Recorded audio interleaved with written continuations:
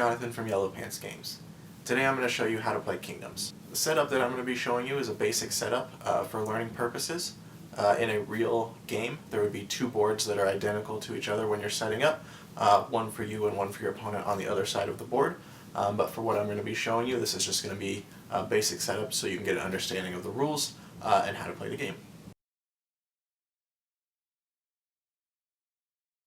In order to play Kingdoms, you'll need a few things. You'll need your 60 card deck, you'll need your General and Sovereign, you'll need the 10 extra gameplay cards, so your board center, your fragment stockpile, the turn tracker, and your 7 Kingdoms cards. You'll need something to use to track the turns on the turn tracker, as well as a handful of dice to keep track of the number of fragments that you have. In Kingdoms, there's 5 different types of cards that you use to play the game. You have your General and Sovereign, your Soldiers, your Supports, your Ambushes, and your Fragments. Your General and your Sovereign represent the factions of your deck. So for Luna here, we have just water. It also gives you some deck building restrictions down on the bottom. When you flip over your Sovereign into your General, it can then move around on the board based on its movement value and which direction it can be moved in. Then you also have the attack and strength of your General. Then we have our Soldiers, and these are our main units that we're going to use to move around the board with. These, same as our General, they have their movement value and what direction they can be moved in, as well as their attack and strength values. On the left side here is we have the fragment cost for each card, and that is the same for Soldiers, Supports, and Ambushes alike. So for our Water Shaper here, it requires 1 water resource, and these white ones here are crystal, and they can be paid with any type of resource.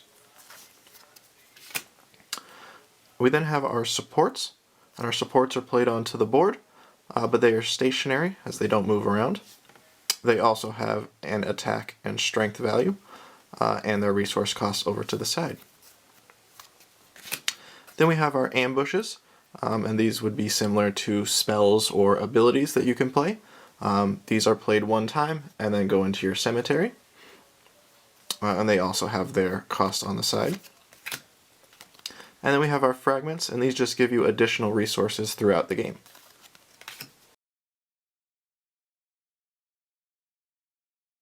To start the game, each player will take their 7 Kingdoms cards and place them in their back row. That is referred to as their kingdom. This is where all of your soldiers are going to be played, as well as where your relics are going to be stored. After you have your 7 Kingdoms cards, you will take your full deck of 60 cards, and you're going to shuffle that together. After you have your 7 Kingdoms cards laid out, you're then going to take the top 3 cards of your deck, and you're going to place them into one of the spots in your kingdom. There is some strategy involved with this, and that will make sense as you move along in the game. You'll then take your deck, set it off to the side, take your Sovereign, set that off to the side as well, and then draw 7 cards for your hand.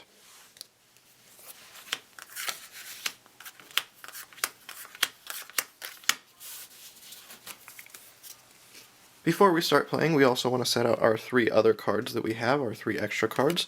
So our first one is going to be our board center. So we're going to make sure that we are 3 card lengths away from our kingdom. So the board is set up in a 7x7 grid. And with our board center row being our 4th row, so there should be 3 rows including our kingdom. So 1, 2, 3. Perfect. You just want to make sure that lines up with the middle card there. And that helps with positioning and movement throughout the game. We also want to set out our fragment stockpile and our turn tracker. So I'm going to set these off to the side here. Normally you'd move them off the side, but just so everyone can see here. And this is where we're going to keep track of our turns. This is where we're going to keep track of our fragments that we've earned and gained throughout the game. Now that we have everything set up, we have our 7 cards in hand, it's time to start our game.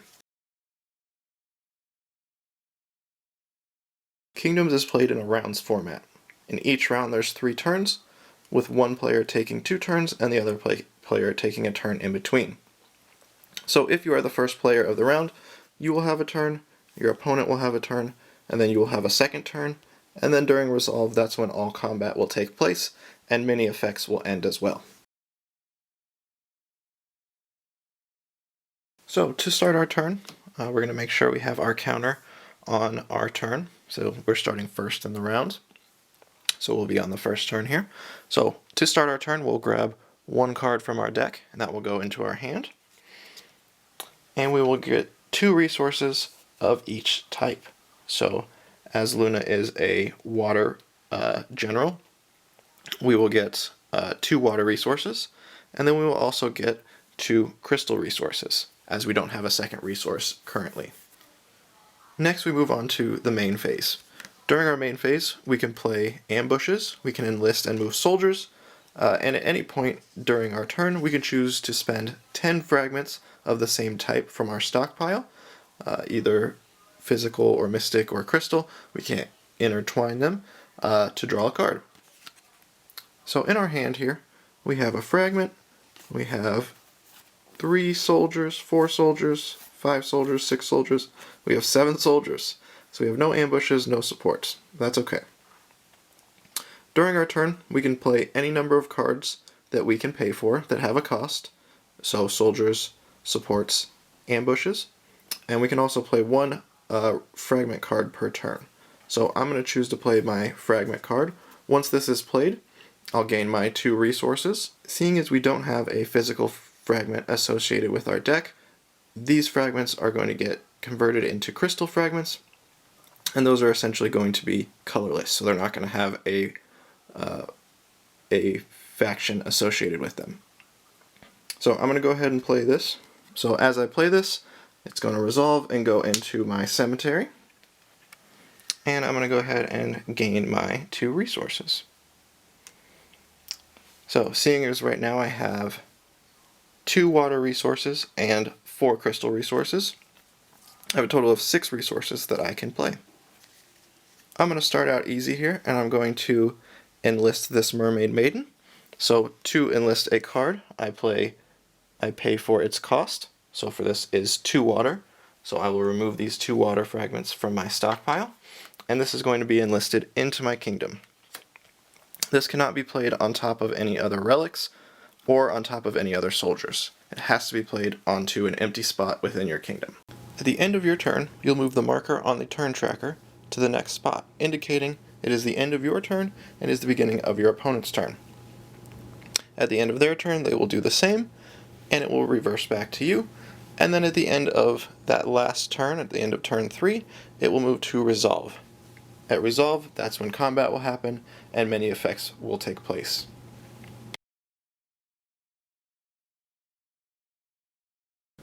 When you enlist a soldier or pay the lead cost for your sovereign to turn into a general, you cannot move them on the first turn. They have to wait 1 complete turn until they're able to move from out of your kingdom. So we're imagining this is not my first turn now.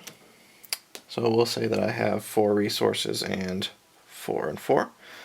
So when I go to move, I move all of my units at once using their movement value and their movement direction. So I will take this Mermaid Maiden, and I want to choose to move her 2 spaces straight forward. So that would be 1 and 2. And I could move the rest of my units as well. When you are moving, you have to move in a straight line, so you cannot change directions as you are moving.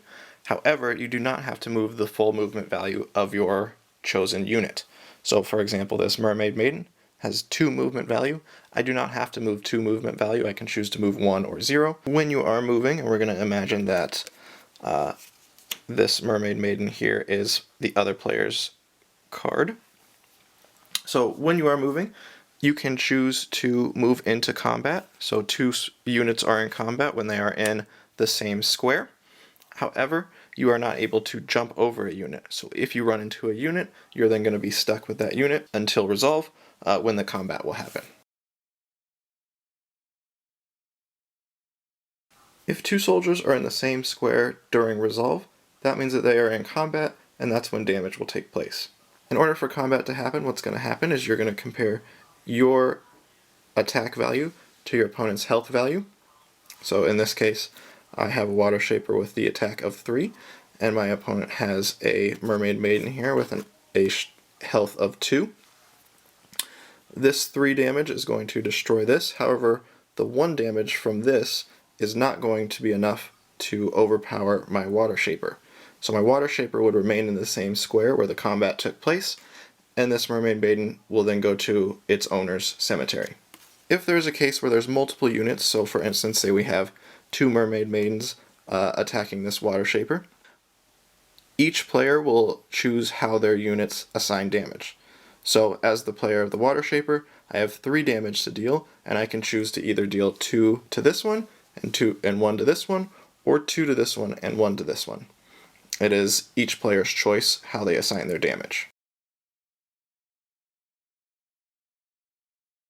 If at resolve, any player controls a unit that is within the same square as a relic, so for instance this Mermaid Maiden here has moved into this space that contains a relic, combat will still happen here, but any amount of damage is enough to destroy a relic.